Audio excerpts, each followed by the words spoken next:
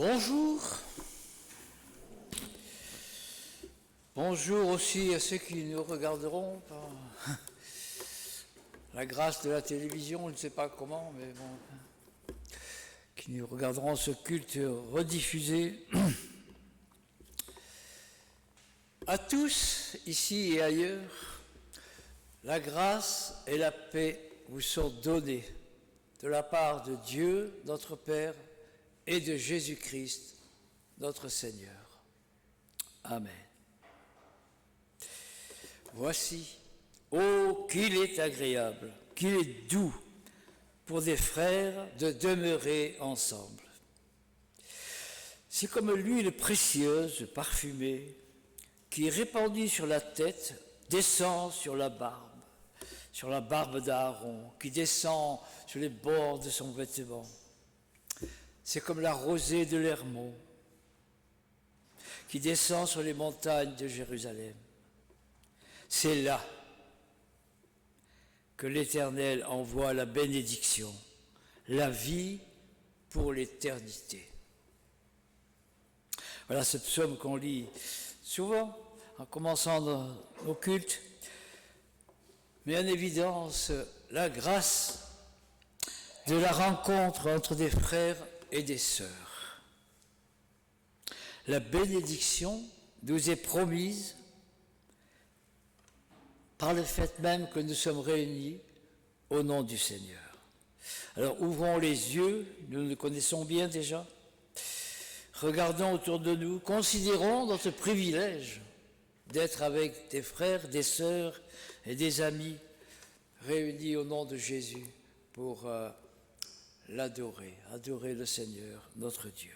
Prions. Notre Dieu, notre Père, merci pour la grâce de la fraternité. Que ton esprit descende sur nous comme cette huile parfumée. Que ta parole descende dans nos cœurs comme une rosée et nous inspire louange et confiance. Amen.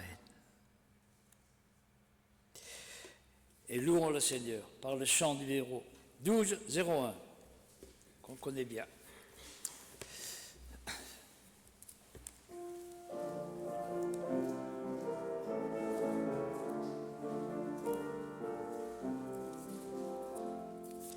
Je louerai l'Éternel de tout mon cœur.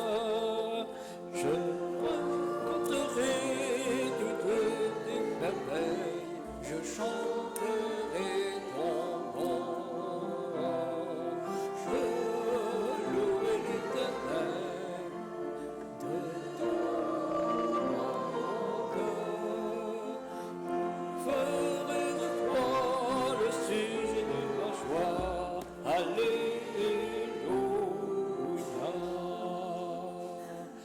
Dieu l'éternel, il règne jamais.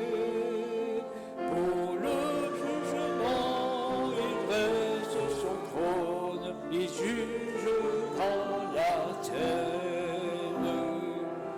Dieu l'éternel est roi, il règne jamais.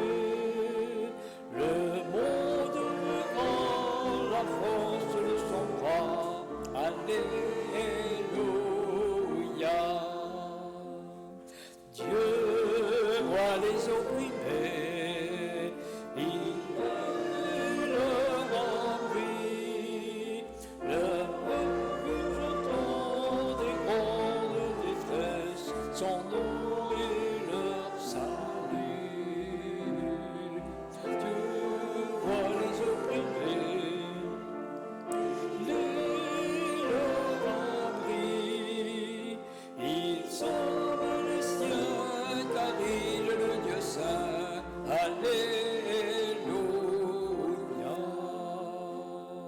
Chantez à l'Éternel qui règne toujours, lui dont la bonté parmi tous les peuples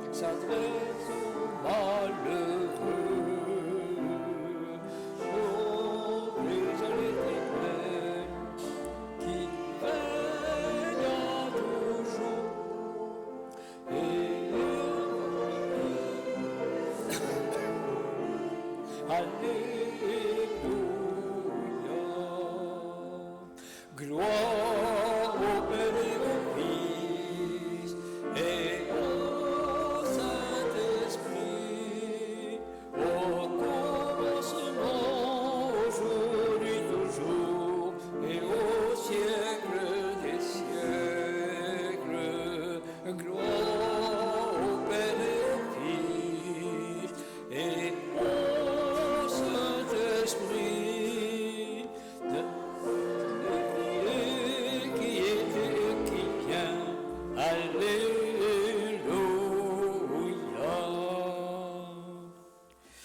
Ceux qui peuvent rester debout pendant ce psaume de louange. Louez l'Éternel du haut des cieux. Louez-le dans les lieux élevés. Louez-le, vous, tous les anges. Louez-le, soleil et lune. Louez-le, vous, toutes les étoiles lumineuses. Louez-le, cieux des cieux, et vous, les eaux qui êtes au-dessus des cieux, toutes les galaxies. Louez-le. Neige, brouillard, vent. Neige, brouillard, vent, montagnes et toutes les collines, arbres fruitiers et tous les cèdres, animaux et tout le bétail, reptiles, oiseaux, louez-le.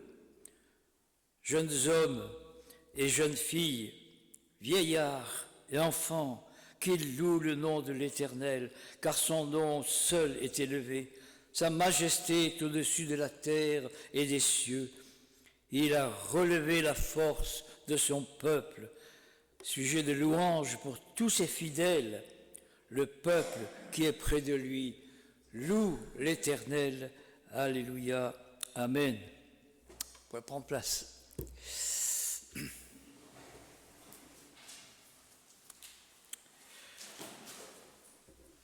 Voilà, c'est le moment, comme dans tous nos cultes, au début de ce culte ou presque, de tourner les yeux vers le Seigneur pour reconnaître humblement que nous sommes tous pécheurs. Que personne ne vient ici avec ses mérites, mais assuré de la grâce de Dieu.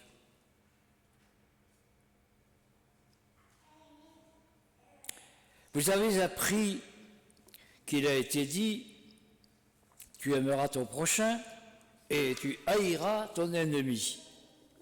Mais moi, dit Jésus, moi je vous dis, aimez vos ennemis. Bénissez ceux qui vous maudissent, faites du bien à ceux qui vous haïssent et priez pour ceux qui vous maltraitent et qui vous persécutent, afin que vous soyez les fils de votre Père qui est dans les cieux, car il fait lever son soleil sur les méchants et sur les bons. Il fait pleuvoir sur les justes et sur les injustes. Si vous aimez ceux qui vous aiment, quelle récompense méritez-vous? Les publicains aussi n'agissent-ils pas de même? Et si vous saluez seulement vos frères, que faites-vous d'extraordinaire? Les païens aussi n'agissent-ils pas de même? Soyez donc matures, parfaits, comme votre Père céleste est parfait.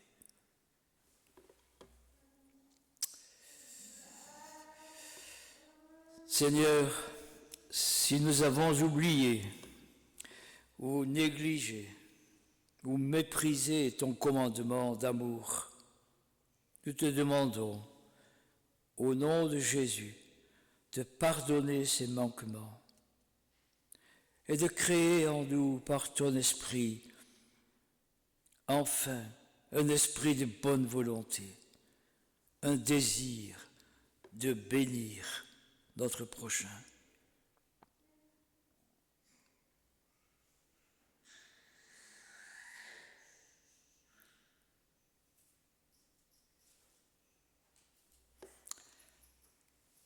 Jésus le Christ, lumière intérieure, ne laisse pas les ténèbres nous parler. Numéro 61-18.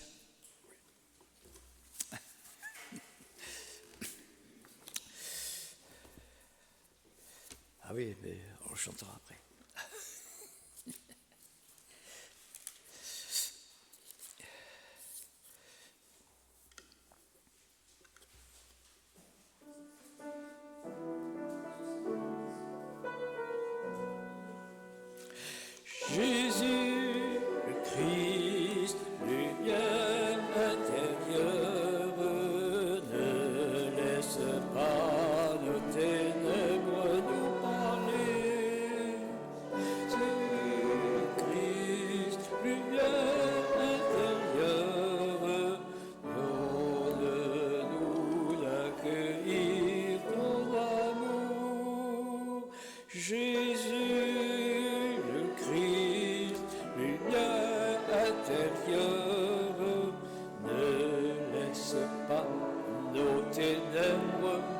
parler.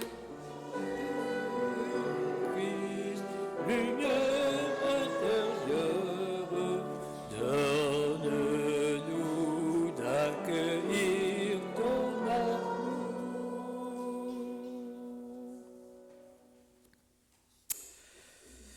Le péché met une distance entre Dieu et nous, entre nos frères et nous. Le pardon abolit cette distance. Par le pardon, Dieu nous réconcilie avec lui. Par le pardon, nous pouvons nous réconcilier avec nos frères. C'est le don gratuit de Dieu en Jésus-Christ.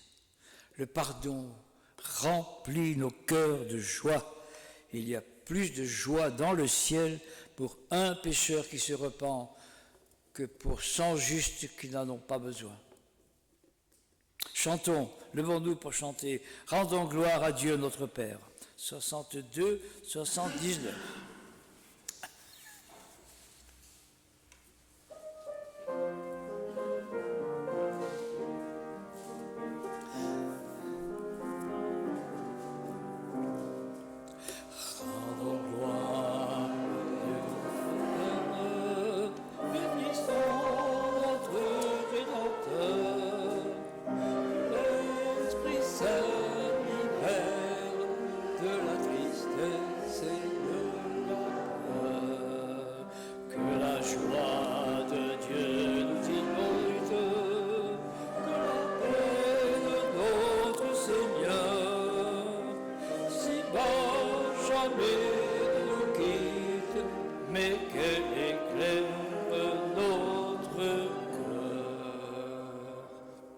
Amen. Prenez place. Nous prions.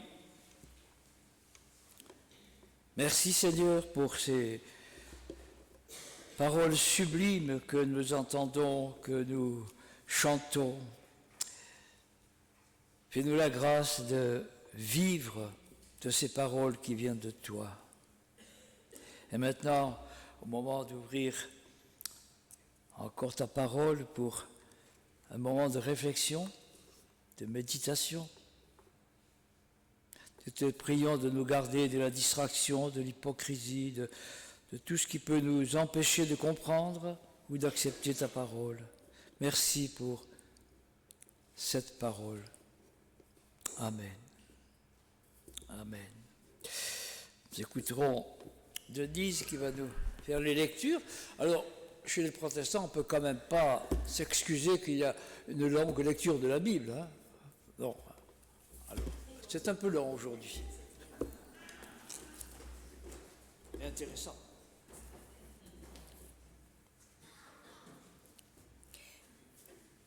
Exode 17, 1 à 7. L'eau du rocher. Sur l'ordre du Seigneur, toute la communauté d'Israël quitta le désert de Sin et se rendit par étapes à Réphidim, où ils installèrent leur camp. Ils n'y trouvèrent pas d'eau à boire, de sorte qu'ils cherchèrent querelle à Moïse et dirent « Donnez-nous de l'eau à boire !» Moïse leur demanda « Pourquoi me cherchez-vous querelle ?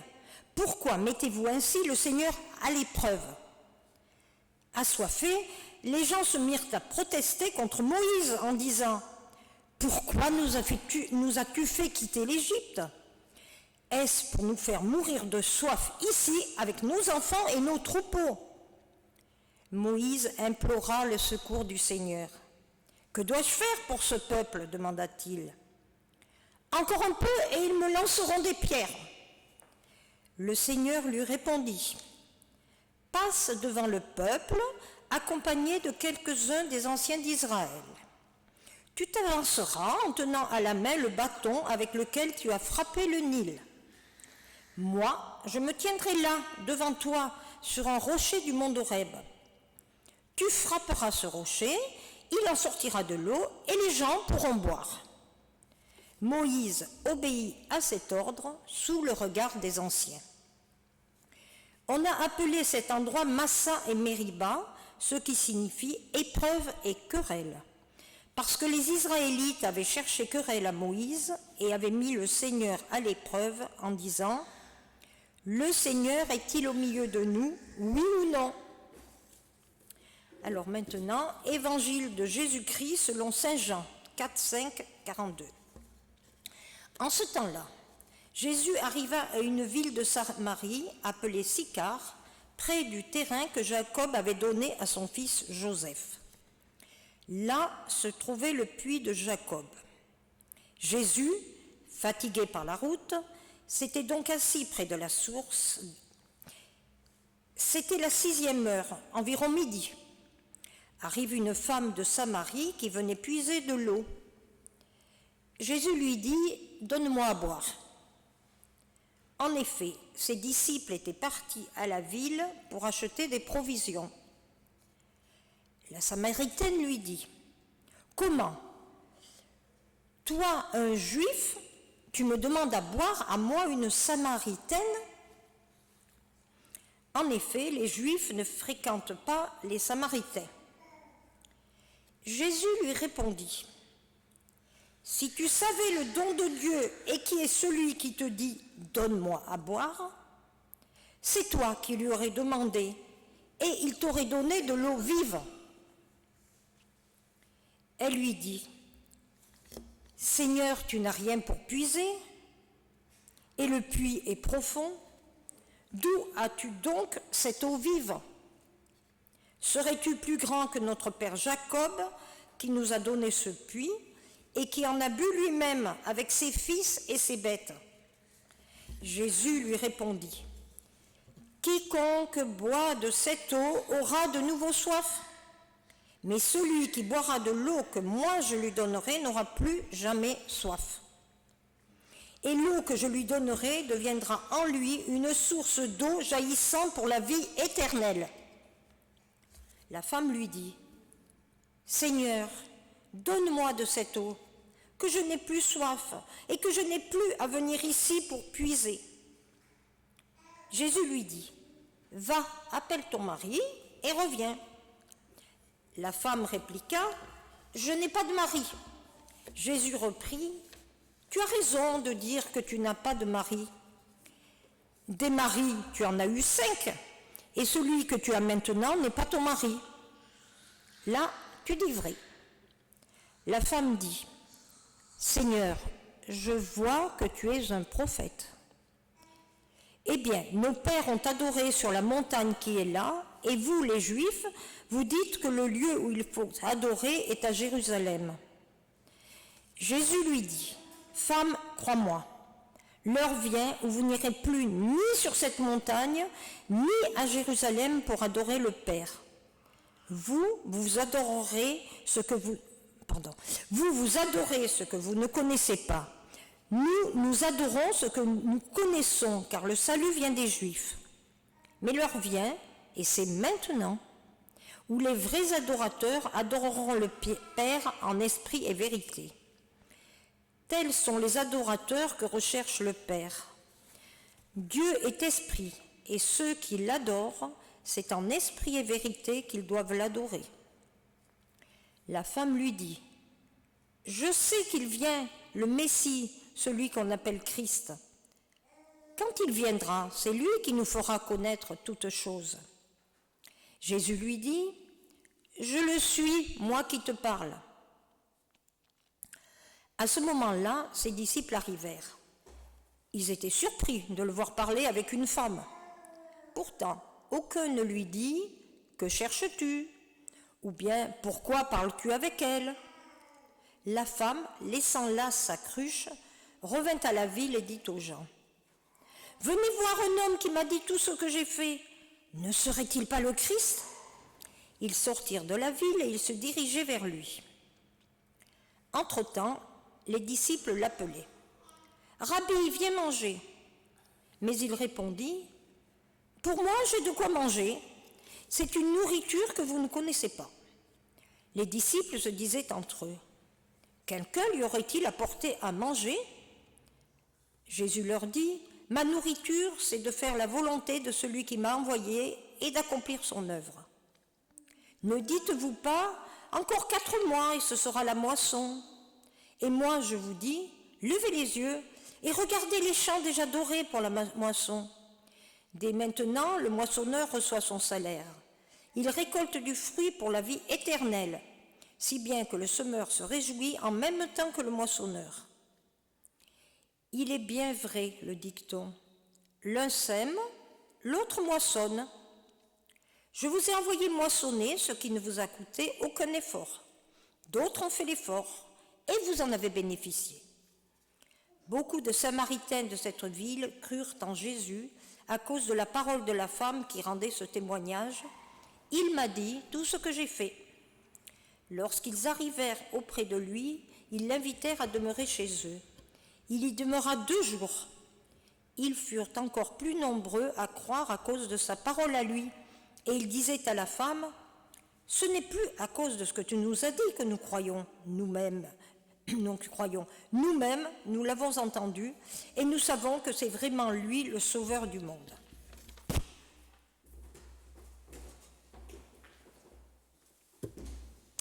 Merci beaucoup. Nous allons chanter le chant qu'on a sauté tout à l'heure. Tournez les yeux vers le Seigneur.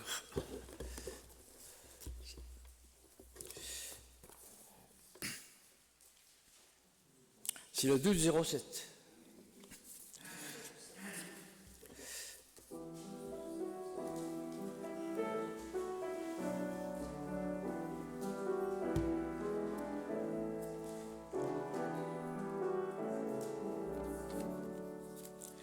Tournez les yeux vers le Seigneur et rayonnez de joie.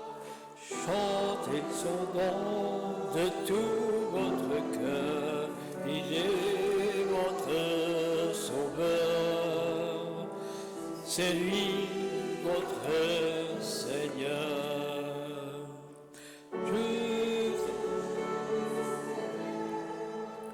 Il m'a écouté, il m'a guéri de mes peurs, et sans fin je le louerai. Tournez les yeux vers le Seigneur et rayonnez de joie. Chantez son nom de tout votre cœur, il est votre sauveur, c'est lui votre Seigneur. Dieu regarde ceux qu'il aime, écoute leur voix, il les console de leur peine et il bouge leur bras. Tournez les yeux vers Seigneur et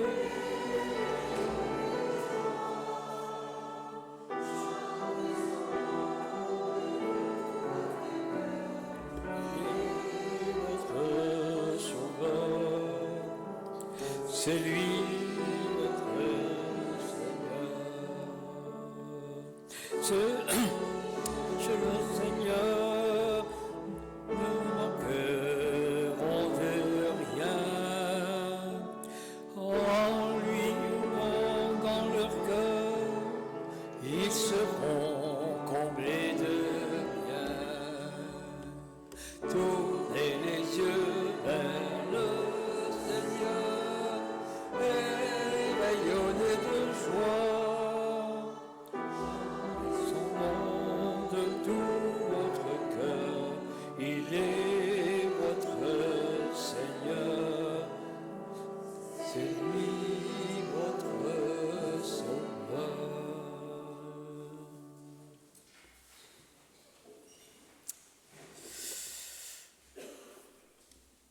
Nous avons entendu ce long récit, enfin long, voilà, ce beau récit de cette femme. Je la vois.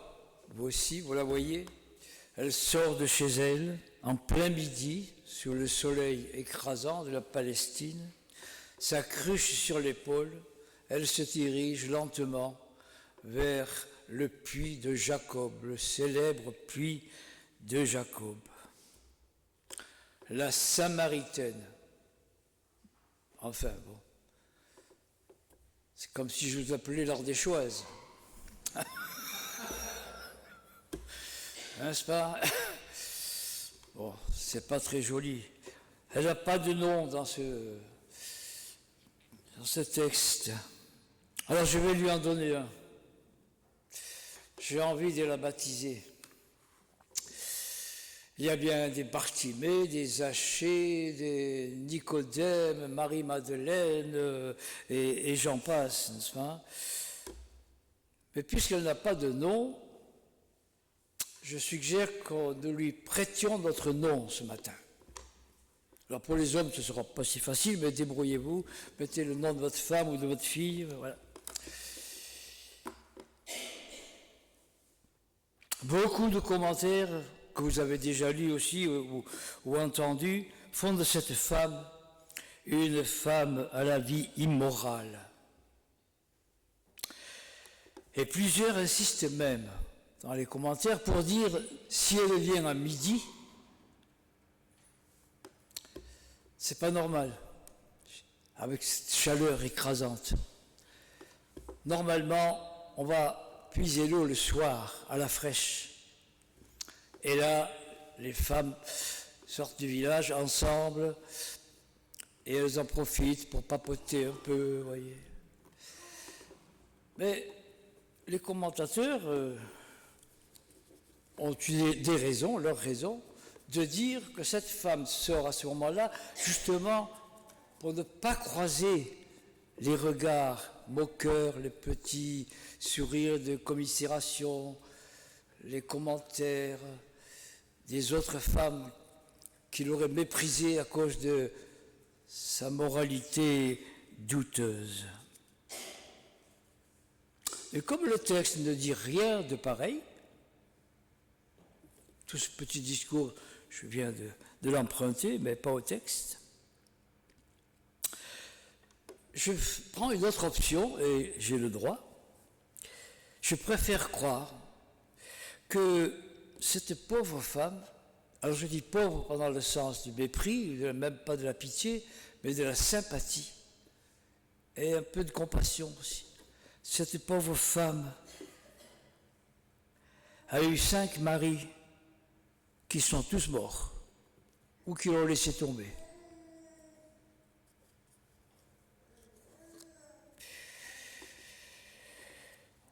Et actuellement, elle vit avec un homme qui n'est pas son mari. Et alors, Jésus, qui connaît tout, lui dit pourtant, en sachant bien ce qu'il dit, appelle ton mari. C'est elle qui dit, c'est pas mon mari. Parce qu'elle ne veut pas tricher. Mais c'est pas Jésus qui lui dit, appelle ton copain. Moi, je la crois malheureuse, fatiguée, découragée. Toute sa vie n'a été que recommencement, pénible, à l'image de cette corvée quotidienne de venir chercher son eau. Donc la voilà qui s'avance. Et nous avons un peu plus de sympathie pour elle, peut-être.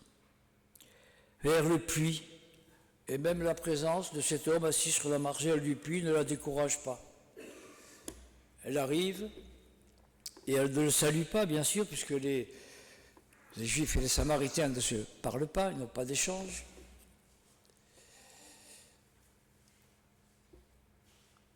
Elle ne le salue pas aussi parce que, dans cette société, les femmes n'adressent pas la parole à un homme en l'absence de leur mari.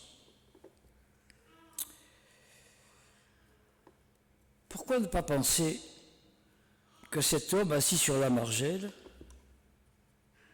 attendait quelqu'un? Il attendait précisément cette femme, avec votre prénom.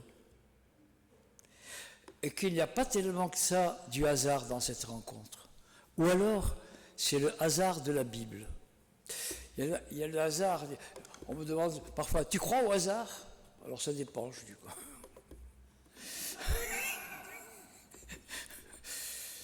Et oui, parce que je fais une toute petite parenthèse. Quand vous lisez le livre de Ruth, n'est-ce pas, où on voit la main de Dieu qui dirige tout du début à la fin, Ruth, eh bien, celui qui a écrit le livre de Ruth ne s'est pas gêné pour dire « Il se trouva par hasard que le champ dans lequel Ruth allait glaner appartenait à Boaz. » Voilà. Il se trouva par hasard. Elle n'a pas dit « J'ai été dirigé par une étoile comme les mages » ou je ne sais quoi. Hein. Alors il y a des hasards dans la vie qui viennent peut-être de Dieu. Et moi je pense que là, c'est un de ces hasards qui était voulu, que Jésus savait bien qu'il attendait cette femme là au bord du puits. Alors pourquoi ne pas avancer encore dans la méditation en disant c'est donc moi que Jésus attend quelque part. Hein? Mais le pire, ou le meilleur, c'est que Jésus ouvre la bouche et il lui dit « Donne-moi à boire ».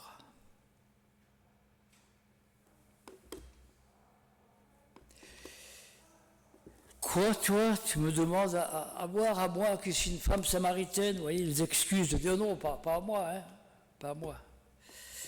Oui, oui, dit Jésus, je sais, ça t'étonne, mais je connais tout de toi. Si tu veux, on peut en parler même. Oui, je sais, dit Jésus. Il y a quelques instants, pendant ce culte-là, nous avons reconnu nos manquements à l'amour, nos faiblesses, nos difficultés à aimer comme Jésus aime. Et dans ce moment de recueillement, nous avons entendu la voix du Seigneur qui disait « Je sais,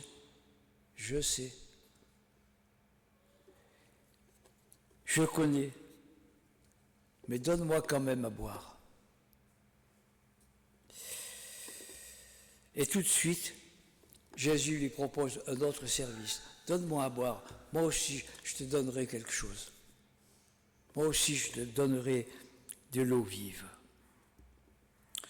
Voyez, dans cet entretien, il n'y a pas eu de jugement. Il n'y a pas eu de confession. Il n'y a pas eu de rémission des péchés. Je crois que tout était dit dans cette expression. Je te connais. Et je vais te donner de l'eau. Et cette eau vive, c'est précisément tout cela. Le pardon, la paix, la réconciliation entre les races.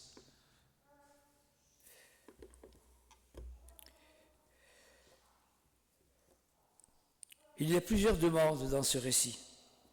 Jésus demande à boire et il dit à la femme qu'elle ferait bien de lui demander aussi de l'eau vive. Et plus loin, il y a cette précision de Jésus qui dit « Mais Dieu ne demande pas des adorateurs, il demande des vrais adorateurs. » C'est un partage. Donne-moi, je te donnerai. Dieu demande et il te donne. C'est un partage. À force de dire que nous vivons de la grâce et que nous n'avons rien à offrir à Dieu, on est bien tranquille. Hein? On est content d'être protestant.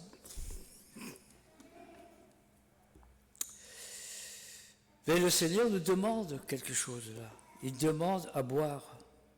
Moi j'y vois le désir de Dieu qui s'exprime et qui s'exprime maintes fois dans les Écritures.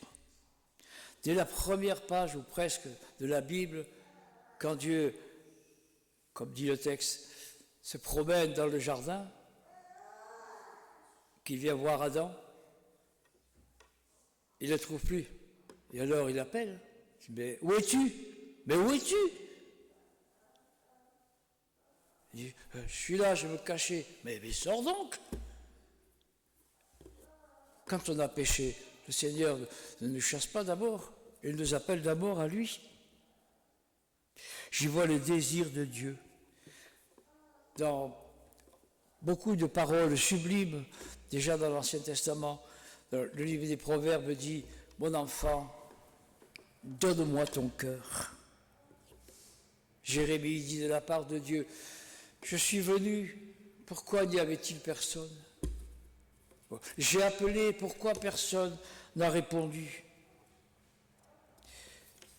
Et une des dernières paroles de Jésus, vous savez bien, sur la croix, c'est de dire « j'ai soif ». C'est-à-dire « donnez-moi à boire ». Alors concrètement, que pouvons-nous faire, que puis-je faire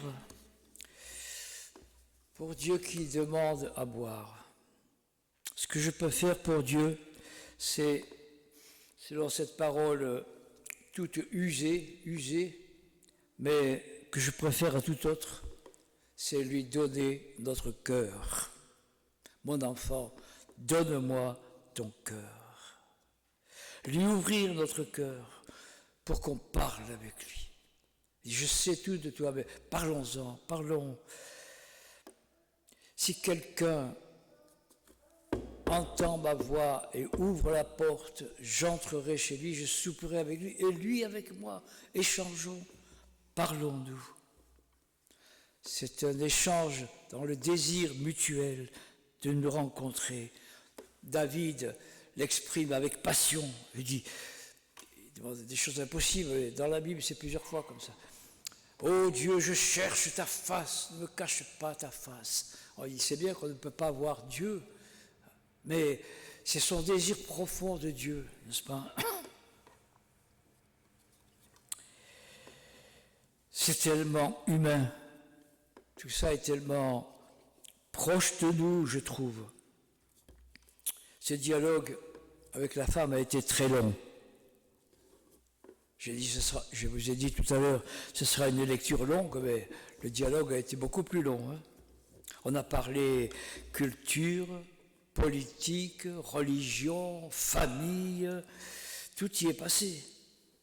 Enfin, quand même, au bout d'un moment, les disciples reviennent du village, les bras chargés de nourriture, prêts pour le pique-nique. Et à ce moment-là, la femme, discrètement, s'en va.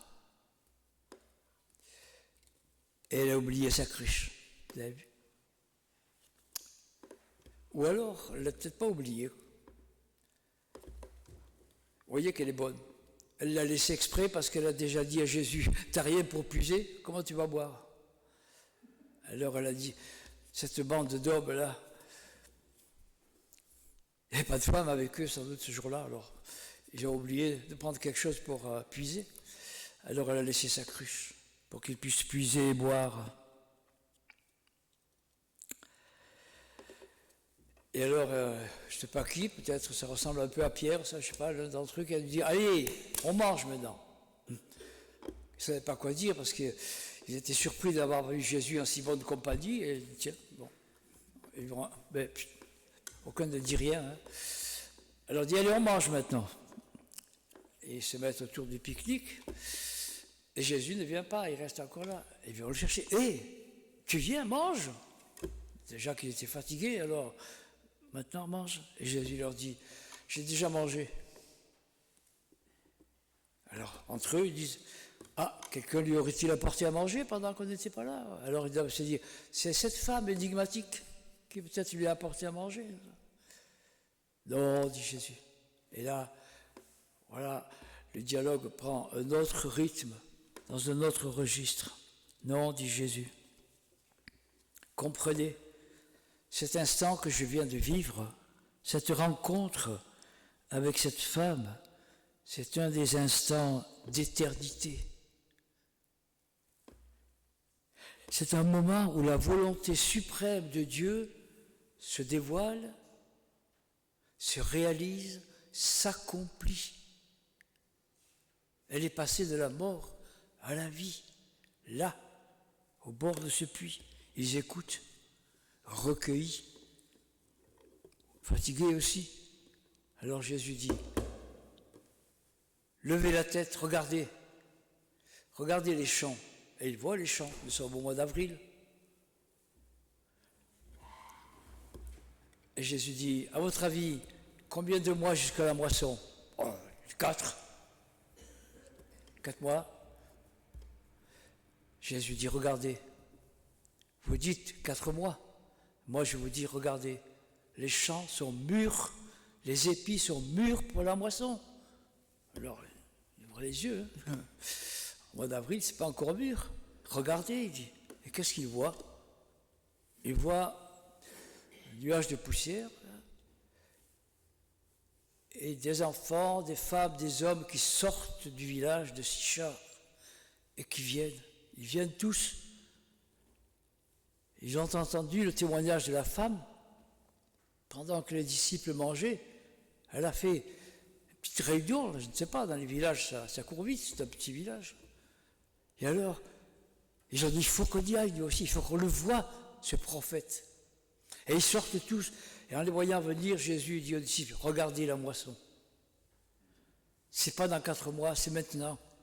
Et alors son cœur palpite, n'est-ce pas, comme nous. Si on voyait ça. Et les gens s'avancent, et ils viennent jusqu'au puits, et ils écoutent. Et ils se convertissent, tous. Incroyable. Et confirme. Et la femme se réjouit tellement de son témoignage qui a porté du fruit. Et eux, ils disent, c'est plus à cause de ce que tu nous as dit que nous croyons. Nous l'avons entendu nous-mêmes et nous savons qu'il est le sauveur du monde. Ça nous couperait l'appétit à nous aussi. Hein. Là, puis Jésus dit, madame, vous comprenez la leçon? Il n'y a pas 4 mois jusqu'à la moisson. Il ne faut pas programmer les choses d'après toutes vos statistiques.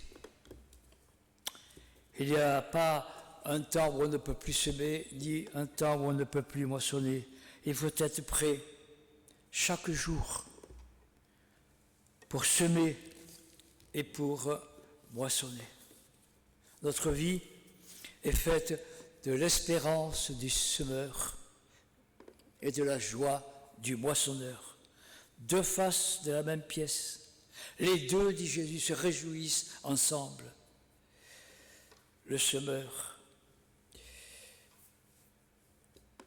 Chez moi, le semeur et le moissonneur, c'était le même, c'était mon père.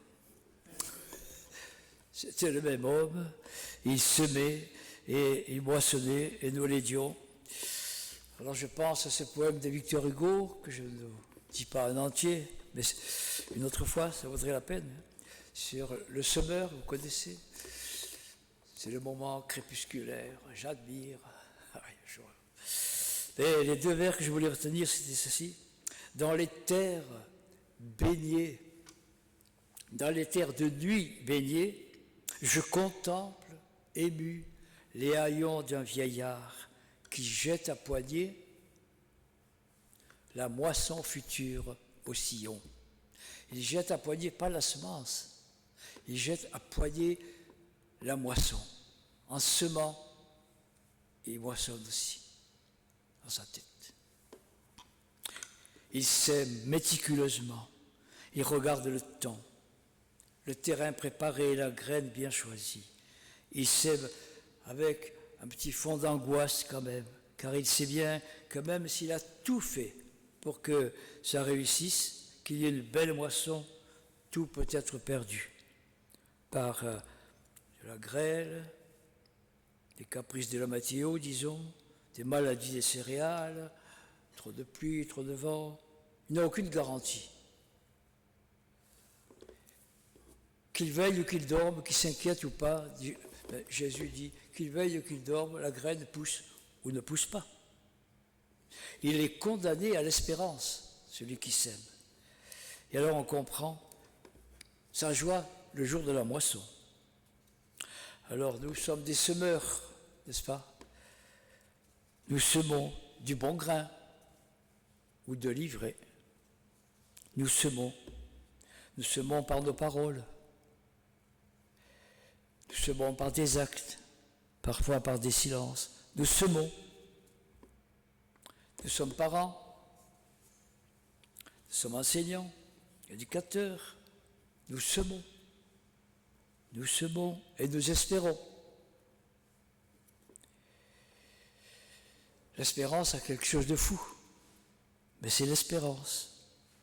Nous mettons toutes les chances de notre côté, mais comment savoir si ça aura tout le résultat escompté? Nous semons avec zèle, semons avec sérieux, et puis espérons. Là, Jésus vient de semer et de moissonner en même temps, le même jour. Et quelle moisson! Et Jésus précise, d'autres ont travaillé, et vous êtes entrés dans leur travail. On ne sème pas que pour soi quand on sème. On ne sème pas égoïstement. Et on ne récolte pas toujours ce qu'on a semé soi-même. C'est très intéressant, mais c'est grave aussi, même en politique.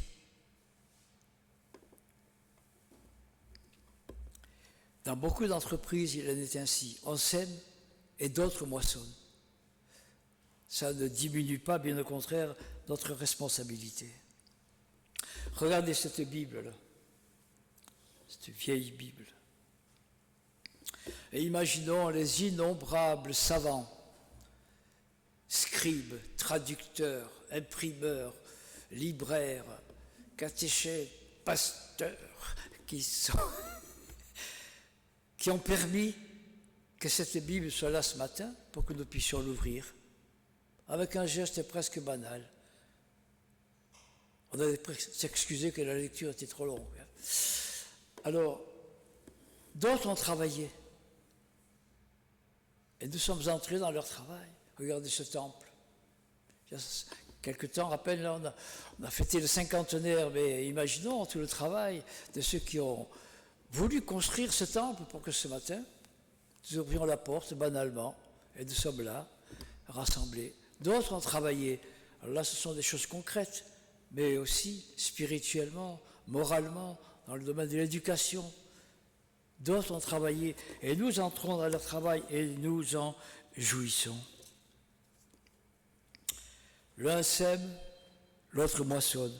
Qui est celui qui sème?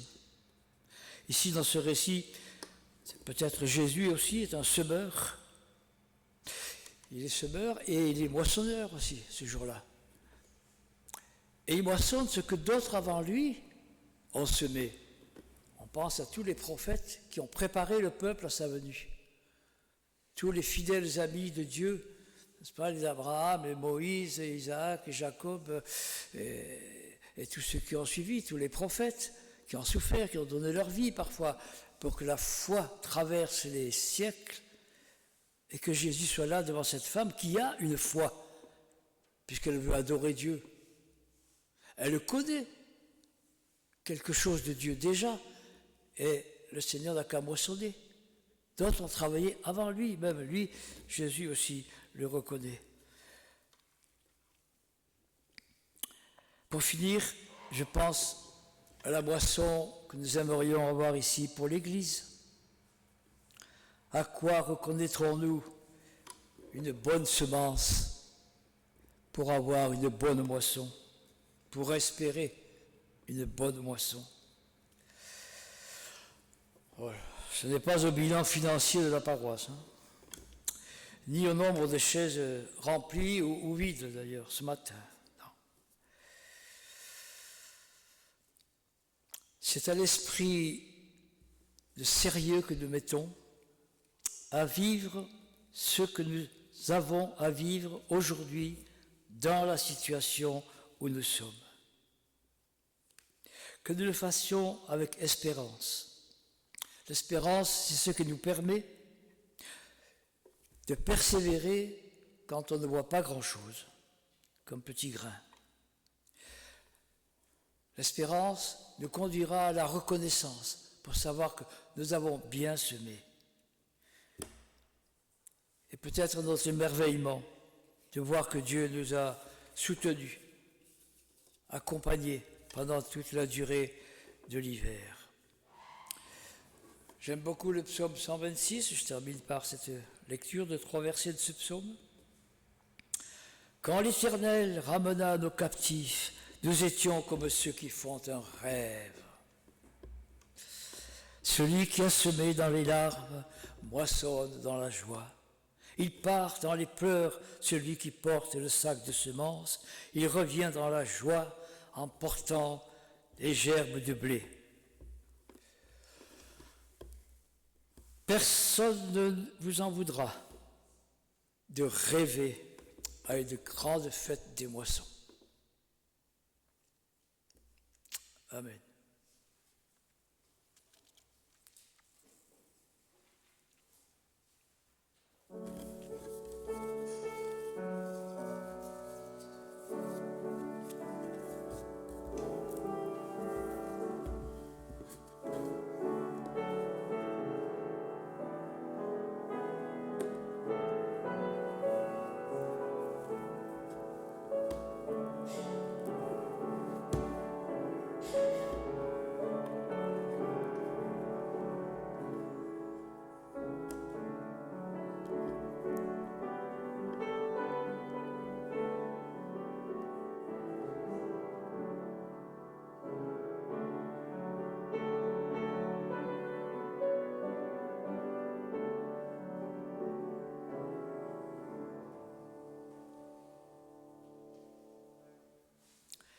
Je vous invite à vous lever pour chanter numéro 3608, « Ô Jésus, tu nous appelles ».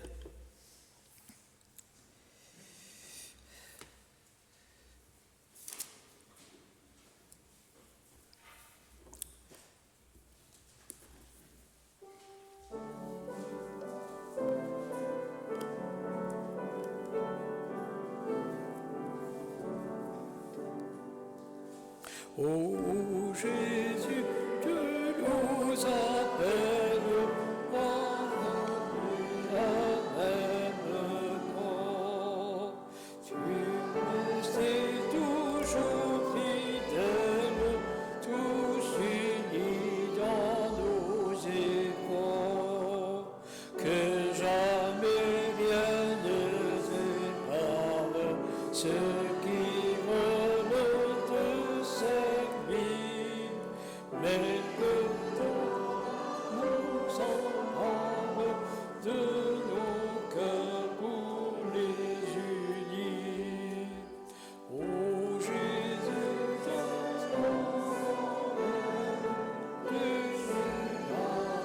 notre unité. Accorde-nous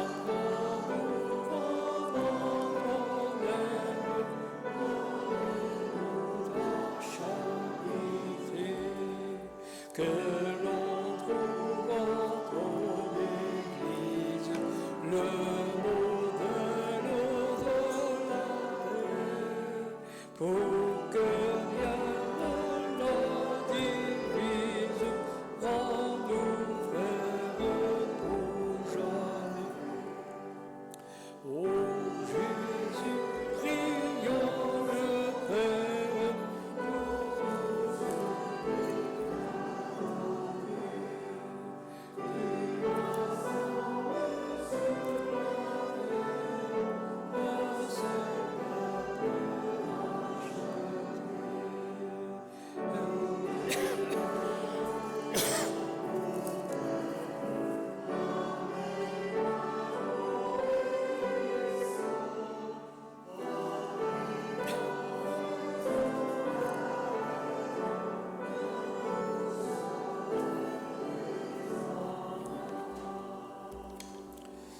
si vous pouvez rester debout, nous écoutons cette confession de foi.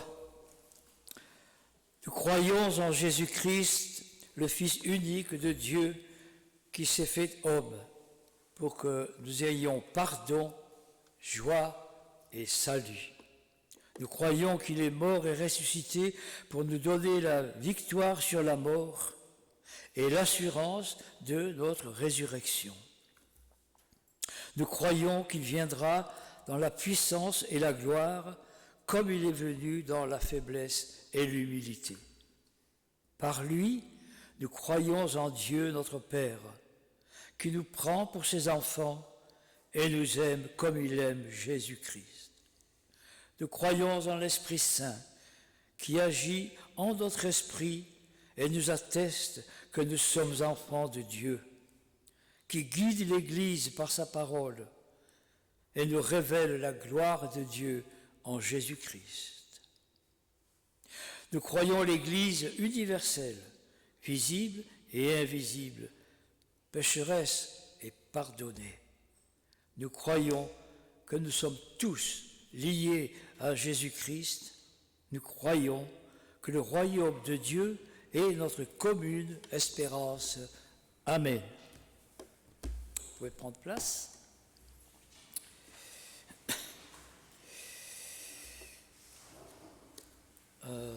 Quelqu'un a les annonces?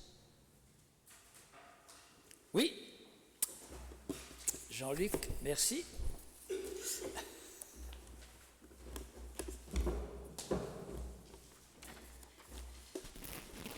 Bonjour à tous.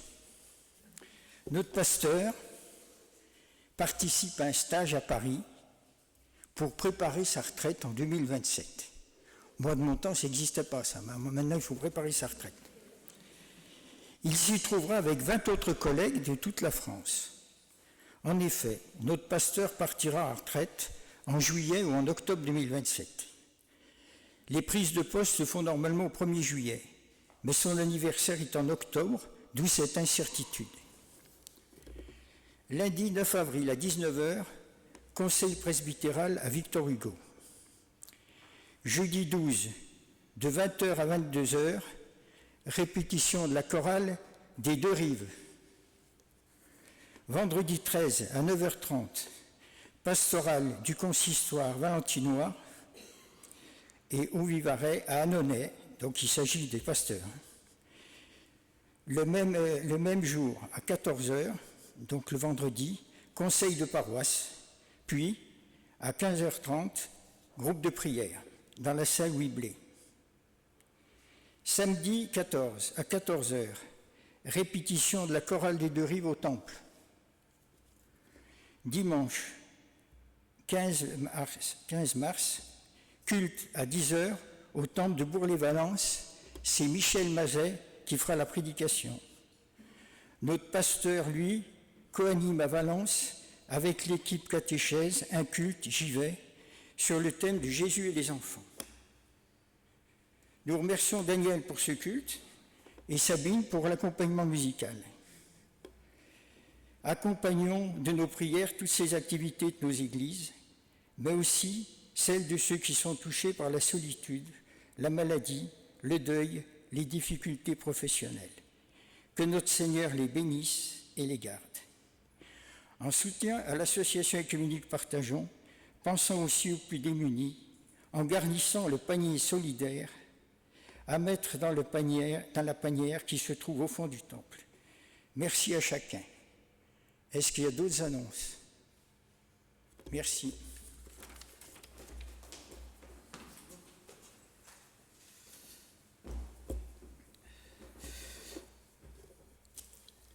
Cette semaine, je discutais avec des amis dans le village. Là, je ne sais pas comment on est venu à parler de ça, mais ils m'ont dit, mais au temple, vous faites aussi la quête pendant le... Je dis, mais oui, ça fait partie du culte. C'est pas une quête, c'est une offrande. Alors on a parlé un peu sur les offrandes. C'est le moment de la quête.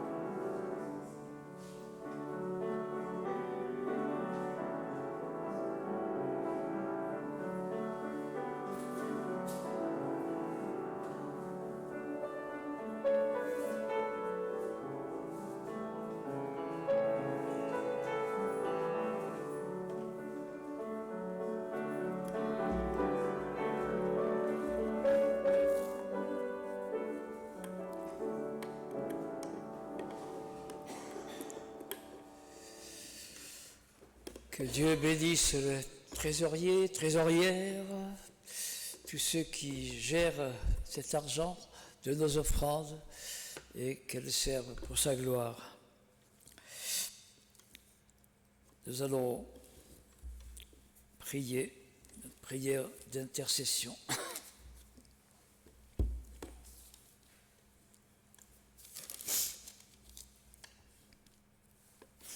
Pour le monde entier, pour tous les hommes, nos frères, pour tous les peuples de la terre et pour tous ceux qui les gouvernent, pour la paix entre les peuples, pour notre pays,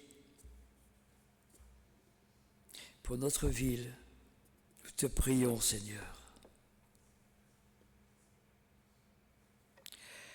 Pour ton Église universelle, pour son unité, pour toutes les paroisses,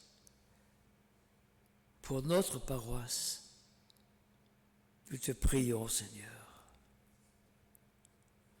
Pour les malades, les souffrants, pour les foyers et pour les gens isolés, pour nos familles, pour les opprimés, pour les persécutés. Nous te prions, Seigneur. C'est avec confiance que nous t'adressons cette prière. Toi qui peux nous exaucer au-delà de ce que nous demandons ou pensons. Par Jésus-Christ, notre Seigneur. Amen.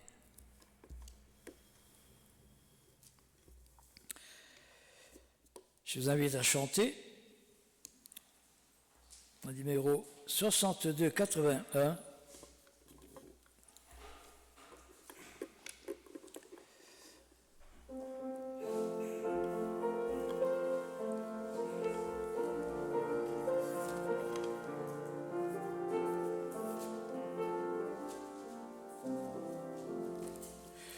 Que la grâce de Dieu soit sur toi pour t'aider à marcher dans ses voies.